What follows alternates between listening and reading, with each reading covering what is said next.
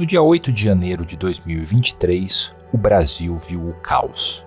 No dia 9, viu algo mais difícil de definir. Um Estado que venceu, mas demorou a reagir.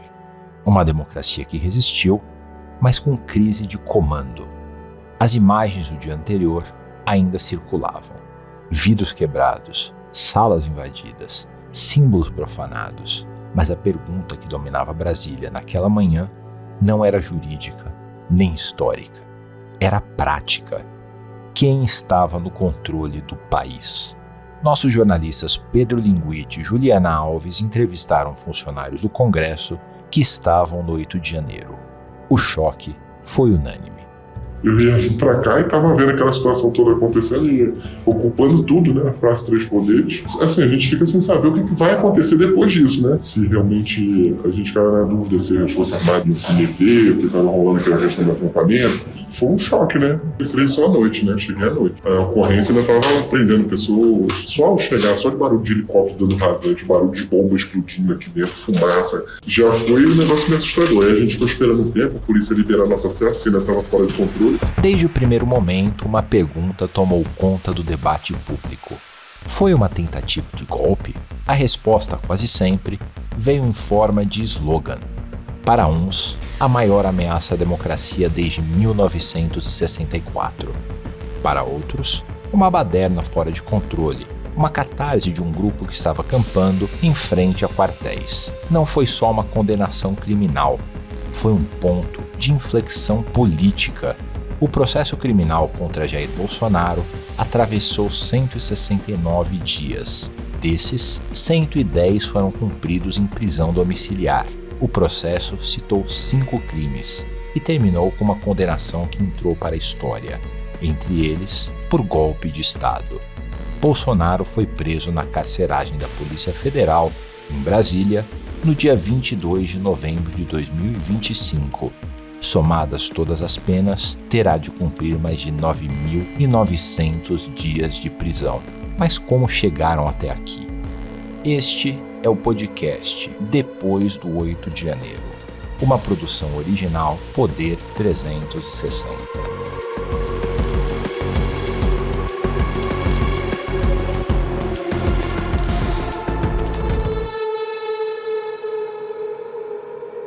A intenção de ruptura existia. Ela não estava escondida. Estava nos discursos, nos cartazes, nos acampamentos. O jornalista Oswaldo Eustáquio, que tem mandado de prisão em aberto no Brasil desde 2020 e deixou o país durante as investigações que apuram a suspeita de que ele teria atuado para impulsionar críticas contra o STF e o Congresso por meio de redes sociais, disse o seguinte em entrevista ao Poder 360. Agora, lógico, depois que alguns patriotas assim, inflamados acabaram quebrando uma coisa aqui, pintando a estátua de batom, fizeram isso. Claro que fizeram.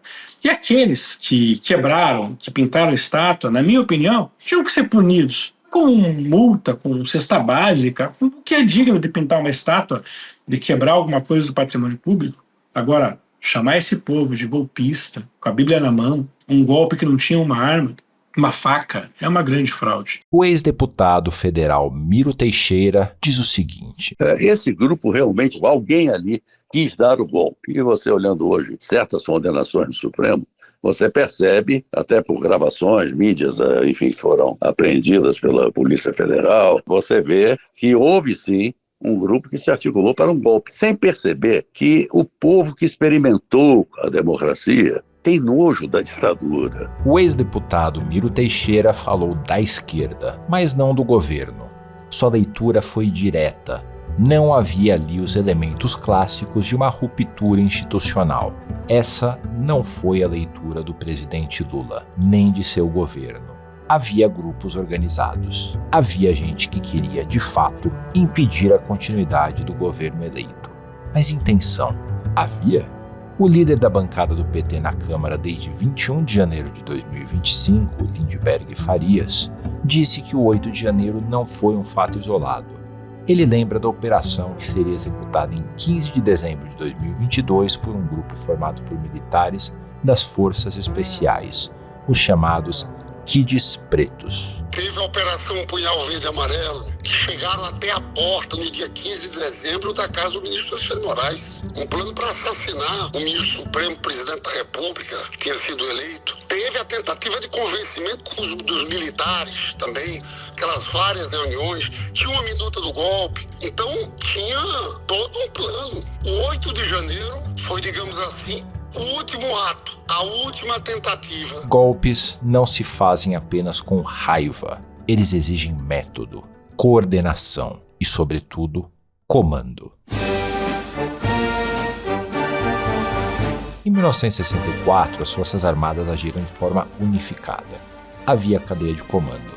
Havia adesão explícita de governadores, Congresso, elites econômicas. Na Turquia, em 2016, uma tentativa fracassou, mas envolvia divisões reais dentro do exército e controle de pontos estratégicos do Estado. Na Nicarágua e na Rússia, a ruptura veio de dentro, não contra o Estado, mas a partir dele. E no Brasil de 2023? Isso não é um golpe de Estado. Um golpe de Estado não tem isso. Ponto. Se fosse para detonar um golpe, é outra história. Aí eu te confesso que não tenho os elementos, qualquer tipo de afirmação que aquilo ali poderia detonar um golpe. O governo já era do Lula. Tenta fazer comparações ali com a invasão do Congresso norte-americano. Bom, era para impedir que se lesse ali o documento que formalizaria a vitória do Biden, porque lá não tem TSE. O que funciona ali para leitura e formalização do resultado eleitoral é o Congresso. E houve tentativa de invasão para impedir aquela sessão, aquela leitura e anular o resultado da eleição. Aqui não existia nada disso. Os novos comandantes militares tinham sido indicados por Lula. Havia planos de grupos radicais para tomar o poder. Mas, ao que tudo indica, não havia adesão do alto comando, nem popular. A democracia viveu, tanto por resistir, quanto pelo ataque não ter vindo de todas as frentes possíveis. Por que o Estado demorou a reagir? Só no final da tarde, a horda que tomou a esplanada dos ministérios começou a ser afastada. Essa é a pergunta que leva ao coração do episódio. No dia 8, a polícia falhou. No dia 9, o país acordou com dúvidas de quem assumiria o custo político da força. Ricardo Capelli, então secretário executivo do Ministério da Justiça, diz o seguinte: mesmo a Força Nacional de Segurança, que às vezes as pessoas acham, não tem, porque a Força Nacional de Segurança ela só pode entrar em função de uma decisão do Supremo Tribunal Federal, ela só pode ser acionada e entrar com autorização do governador. Como se não conseguia falar com o governador, você não podia nem acionar a Força Nacional de Segurança. A Força Nacional de Segurança só foi acionada após a intervenção federal. Então, era uma sensação de agonia, de impotência. A gente via tudo sendo quebrado, a sede dos poderes depredada e sem ter o que fazer, sem ter como agir até, claro, a intervenção federal. Embora a Capelli afirme que a Força Nacional de Segurança só tenha sido acionada depois da intervenção, a ordem dos fatos é outra. Em 7 de janeiro de 2023, às 7h08 da noite, Flávio Dino, à época ministro da Justiça e Segurança Pública, autoriza em seu perfil no X, o ex-Twitter, a montagem da Força Nacional.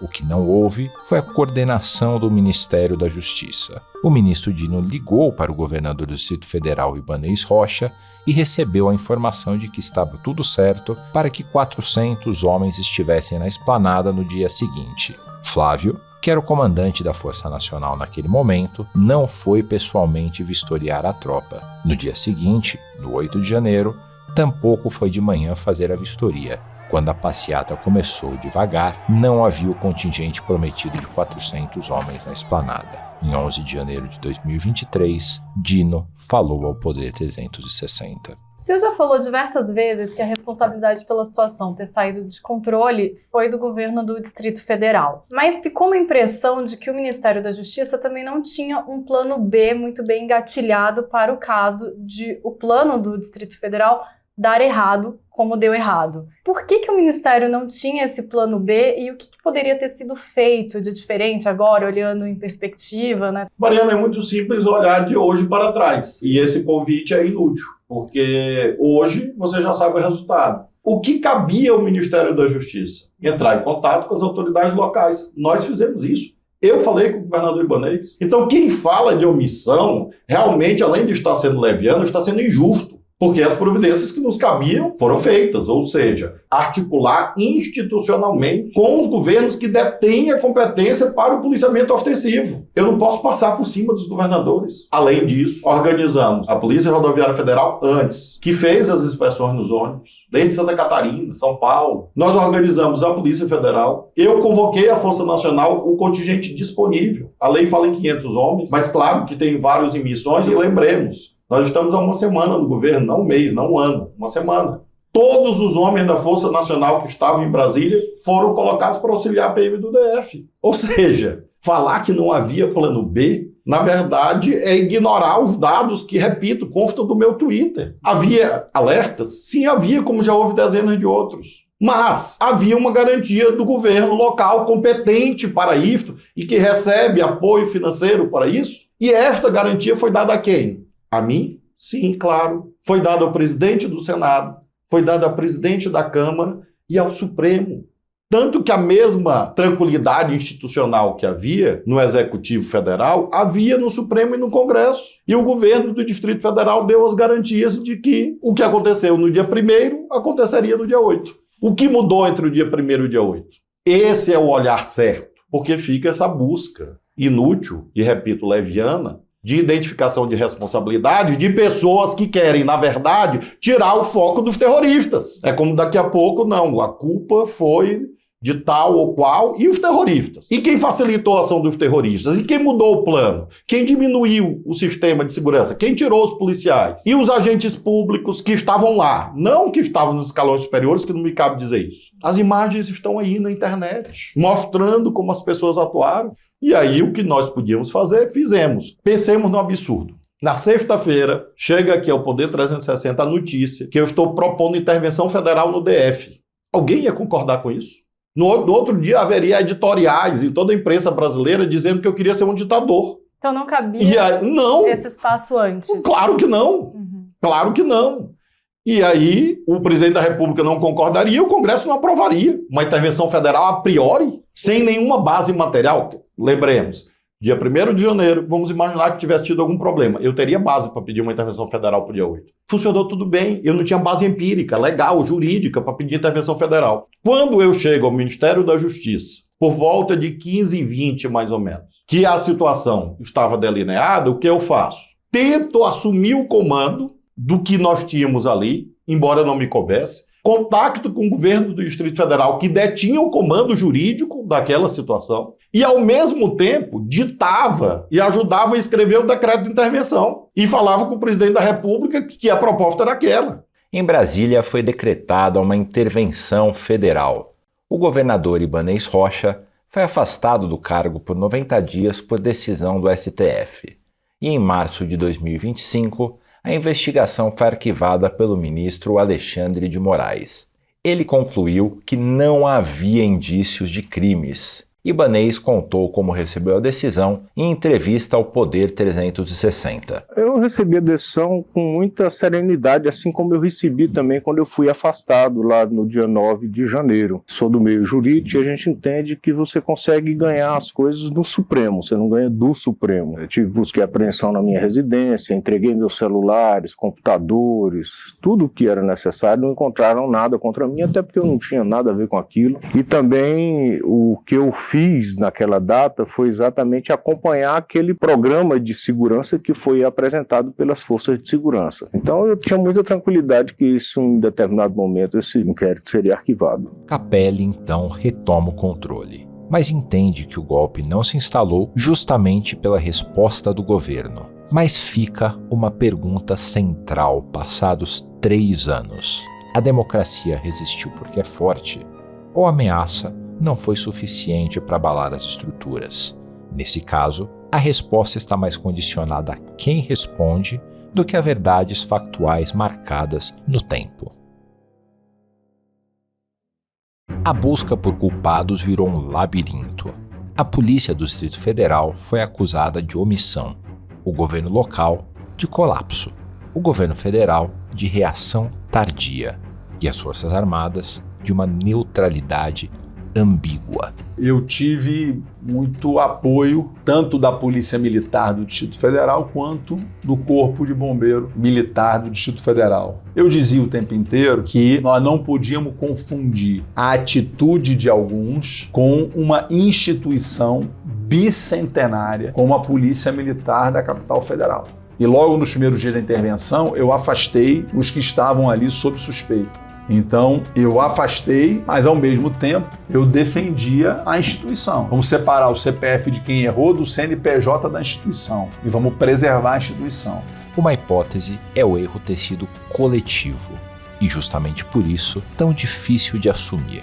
No dia 8 de janeiro de 2023, o Brasil viveu um vácuo de autoridade. E quando ninguém manda, alguém ocupa. André Marsiglia fala em efeito rebote. E essa ressaca não é nada boa, e agora as pessoas estão entendendo que você soltar o Doberman para morder o seu vizinho não significa que o Doberman vai voltar amável para casa. Ele pode também morder a você ou ao dono. E o STF é esse Doberman, que agora volta para casa e, nesse caso do Banco Master, mostra que ele não é amável. No caso de jatinhos para lá e para cá com advogados, mostra que não é amável. No caso da decisão liminar do ministro Gilmar Mendes, numa canetada, mudando de mãos o impeachment ou a possibilidade de impeachment de ministros numa clara blindagem, mostra que ele não é amável, que está disposto a morder quem se colocar na frente do poder excessivo e até mesmo desmesurado que o STF criou para si e criou para si com a aceitação das pessoas que toparam que esse poder fosse desmesurado contra essas pessoas, contra o Bolsonaro ou o bolsonarismo. Então o Day After é uma ressaca bem indigesta, não tenho dúvida, para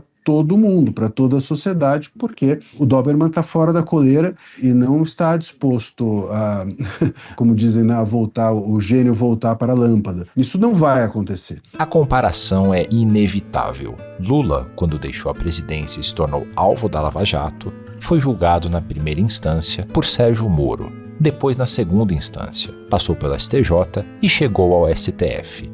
Foi preso e depois teve condenações anuladas, embora não tenha sido absolvido, pois seus processos teriam de ser refeitos, o que nunca aconteceu. Já Bolsonaro começou e terminou no Supremo, na primeira turma, sem escalas intermediárias, tampouco instâncias recursais. Sávio é cientista político e doutorando na USP, que é a Universidade de São Paulo. Em seu perfil nas redes sociais, fala sobre política e sociedade. Talvez, se os ministros do STF tivessem colocado o pé no freio e falar vamos dosar um pouco as penas, não teria dado esse argumento para o Congresso depois aprovar essa dosimetria. Afinal, é difícil você pensar que o bolsonarismo por si só teria condição de aprovar uma reforma legislativa só para livrar Bolsonaro e os generais. Esse elemento dos presos do 8 de janeiro foi fundamental.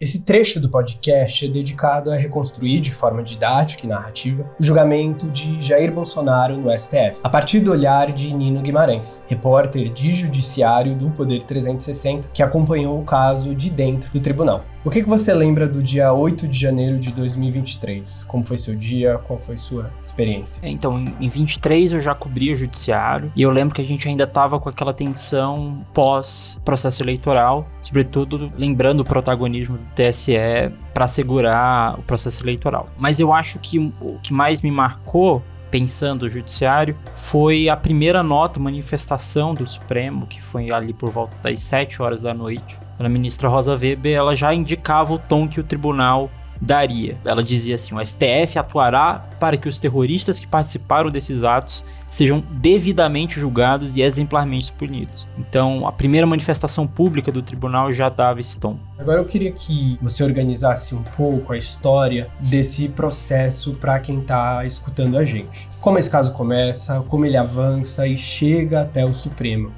Quais são os marcos principais e quem são esses personagens? Falando do ponto de vista de investigação, do 8 de janeiro, a gente pode dizer que ele começa já no mesmo dia, né? Ou então já no 9 de janeiro.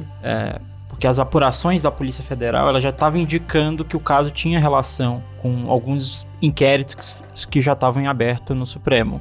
Então, o inquérito das milícias digitais, fake news, atos antidemocráticos, todos eles já estavam abertos sob a relatoria do ministro Alexandre de Moraes, um dos principais personagens dessa história. E aí eu também destacaria uma questão importante nesse processo, que foi no dia 14 de setembro de 2023, ou seja, um bom tempo depois do ato, quando o Supremo, os 11 ministros, juntos, eles condenam o primeiro manifestante réu do 8 de janeiro, que é o Aécio Lúcio Costa Pereira, e ele toma, né, a primeira grande pena de 17 anos de prisão. E ali eu entendo que essa é uma data que é um momento de inflexão no STF diante dos processos relacionados a um golpe de Estado.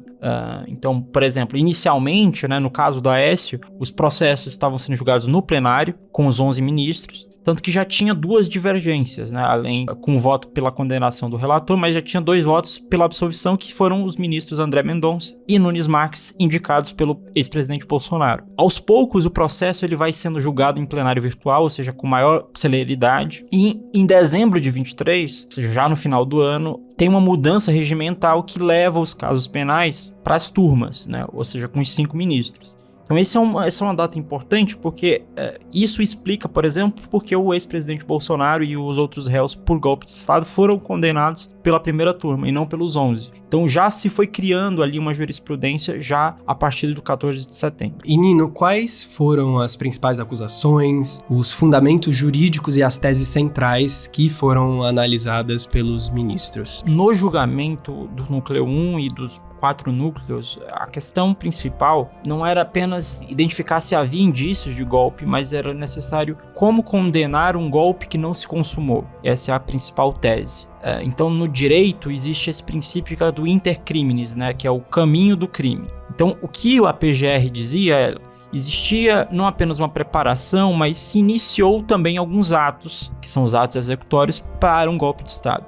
Que identificando atos executórios, aí sim poderia se condenar. Então eu avalio que essa é a principal tese jurídica, né? As alegações da PGR sustentam que entre meados de 21 até o 8 de janeiro se preparou um golpe de Estado desde a partir de discursos e a partir de uma incitação à animosidade política e que acabou culminando no 8 de janeiro. Além de outras questões, como minuta de golpe, como articulação também com a PRF para tentar impedir eleitores. Tem uma série de elementos probatórios que estão dentro desse contexto, que foi acolhido a maioria dos ministros, né, os 4 ministros. Queria saber o que chamou a atenção logo de cara. O comportamento dos ministros, a postura da defesa, a reação do público, o entorno do tribunal, como eram essas trocas de olhares, essa comunicação. O que vocês viram de interessante? Acho que o primeiro momento, né, começa com a leitura do relatório pelo ministro Alexandre, que a gente viu que foi algo bastante tranquilo. Na presidência do ministro Zanin tinha ali uma certa tranquilidade entre os ministros. Tudo começa, eu acho que entre os ministros a gente vê uma mudança quando, logo depois do voto do relator e no voto do ministro Dino, salvo engano, que o Fux pede uma parte para falar: olha, quando eu for votar não quero que vocês me interrompam. Isso trouxe uma certa tensão, assim, porque já havia essa expectativa de que ele poderia apresentar um voto divergente, mas essa fala já trouxe um clima que aquele consenso que alguns esperavam não iria acontecer. Que julgamento foi esse dentro da história do STF e da democracia do nosso país? Em primeiro lugar, esse processo ele é inédito na história. Ele marca, ao meu ver, e na concepção de outros ministros, né, o próprio ministro Gilmar Mendes já deixa claro, né, já comentou isso, que é um marco na história do Supremo. Né? Então, é o Corte Constitucional julgando e condenando um ex-presidente e aliados por tentarem um golpe de Estado ou então uma ruptura institucional. E também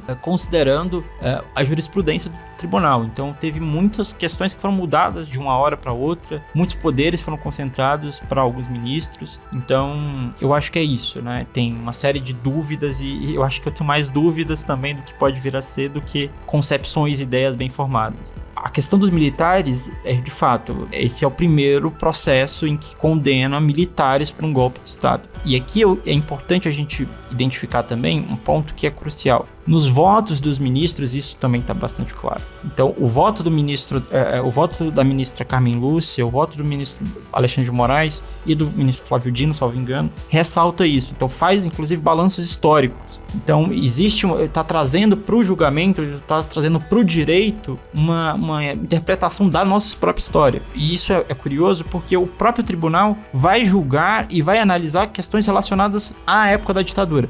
Por exemplo, a constitucionalidade da anistia para torturadores. Em 2010, salvo engano, a corte já julgou como constitucional, mas hoje já tem uma tendência de mudar esse entendimento. Agora, por exemplo, a gente tem votos claros de ministros citando esse período e citando, inclusive, que não seria possível, por exemplo, uma anistia ampla. É claro que é necessário a gente dosar e entender que eles não estão antecipando o voto, mas é como eu falei, primeira vez que os ministros estão fazendo esse balanço histórico também. Enfim, né? Eu acho que uma dimensão do nosso trabalho é acompanhar a história, né? A gente está vendo ela sendo escrita em primeira mão. O processo que levou o ex-presidente à cadeia mobilizou o país. No governo do presidente Lula, a narrativa era clara. Esse era o preço por atentar contra o Estado democrático de direito. Na oposição, a leitura era outra. Críticos afirmaram a existência de fragilidades jurídicas e sustentaram que o julgamento teve motivação política.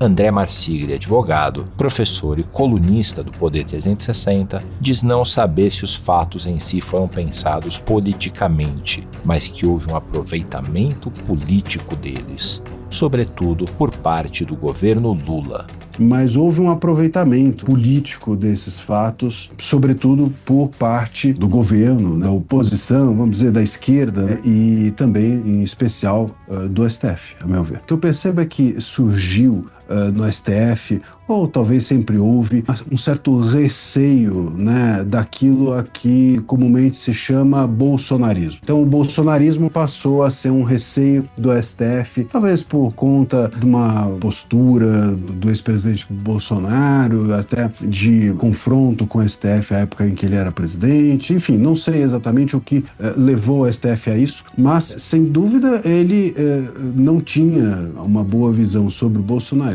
E ele, o que eu sinto é que aproveitou esses fatos, né, para que o bolsonarismo representado por aqueles manifestantes fosse criminalizado. Sóstenes, líder do PL na Câmara, aponta falhas jurídicas. Nunca vi um processo eivado de falhas jurídicas como as condenações do suposto golpe do 8 de janeiro. Foro inadequado, falta de sustentação de provas e, para mim, enquanto não tivermos as imagens, e creio que nunca as teremos, eu ainda tenho a suspeita de que pode ter havido gente infiltrada que não eram os manifestantes para produzir aquele quebra-quebra que não é prática de manifestantes da direita. A decisão do Supremo de julgar Jair Bolsonaro diretamente não foi linear nem simples. Houve debates internos, idas e vindas processuais e a definição de que o caso seria analisado pela primeira turma e não pelo plenário. Bolsonaro não passou por outras instâncias. Não houve julgamento em tribunal regional, nem no STJ, o Superior Tribunal de Justiça. Voto no sentido da procedência total da ação penal, pela prática das condutas de organização criminosa armada, tentativa de abolição violenta do Estado Democrático de Direito, golpe de Estado e deterioração do patrimônio tombado. Todos os elementos revelam que a tentativa de golpe de Estado havia sido planejada com esmero e já se encontrava em curso. Que Jair Messias Bolsonaro praticou os crimes que são imputados a ele na condição de líder da organização criminosa. Isso não é ativismo judicial, é a afirmação da democracia que o Brasil construiu sob o pálio da Constituição de 88. No dia 25 de novembro de 2025, o processo transitou em julgado, embora Bolsonaro já estivesse preso. Conceadas todas as penas acima fixadas, fixo a pena final para o réu Jair Messias Bolsonaro em 27 anos e 3 meses. Ricardo Capelli, então secretário executivo do Ministério da Justiça, diz que o momento é inédito para o país. Porque a história do Brasil ela é pontuada por golpes ou tentativas de golpe, sem que jamais civis e militares responsáveis por uma conspiração golpista tenham sentado no banco dos réus. Na história do Brasil, sempre que isso acontecia, isso era seguido de acordos, de anistias. Pela primeira vez na história, civis e militares envolvidos numa tentativa de golpe foram julgados e presos, estão respondendo por isso. Então acho que isso é uma virada na história do Brasil e marca um limite claro. Você pode ser de esquerda, pode ser de direita, pode ser de centro, você pode tudo. Essa é a beleza da democracia. Você não pode, porque o seu candidato perdeu, tentar dar um golpe de Estado. Você não pode tentar rasgar a Constituição e rasgar a democracia. O Supremo Tribunal Federal avançou, não apenas como árbitro, mas como protagonista. E todos os lados acionaram o STF. O Supremo assumiu a condução dos processos, centralizou investigações, definiu penas e decidiu julgar Bolsonaro diretamente. Para seus defensores, era a única forma de proteger a democracia.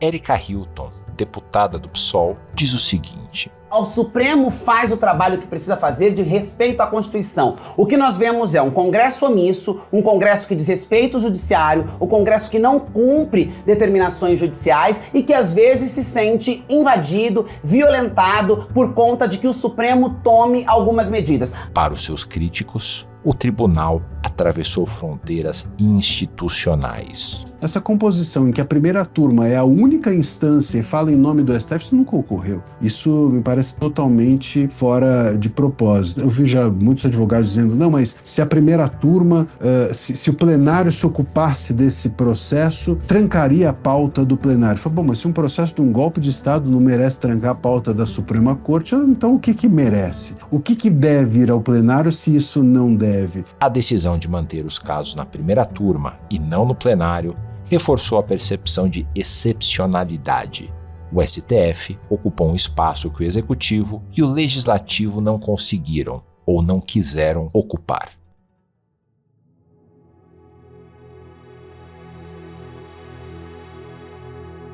O paradoxo do 8 de janeiro é este. Houve uma tentativa de ruptura sem força suficiente para se concretizar e uma resposta institucional com força suficiente para redesenhar o sistema político.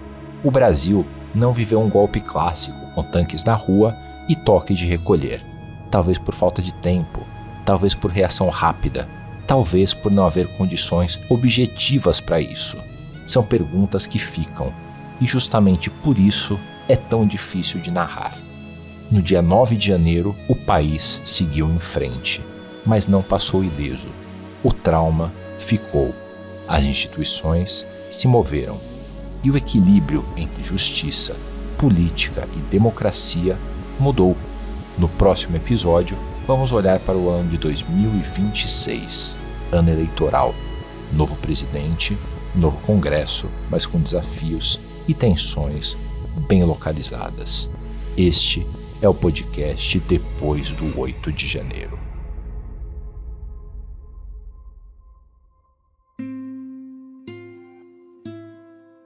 A apresentação é de Guilherme Waltenberg.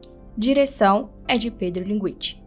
Roteiro é por Guilherme Waltenberg, Juliana Alves, Pedro Linguitti. Produção de Pedro Linguitti. Você também ouviu as vozes de Nino Guimarães, Beatriz Almeida, Pedro Linguitti. Edição e finalização é de Bruno Gaudêncio. Pós-produção, Eric Cunha. Edição de roteiro, Sabrina Freire. Supervisão geral, Bárbara Pinheiro. Diretor de inovação, Miguel Rodrigues. Direção de redação, Fernando Rodrigues. Depois do 8 de janeiro é uma produção original Poder 360.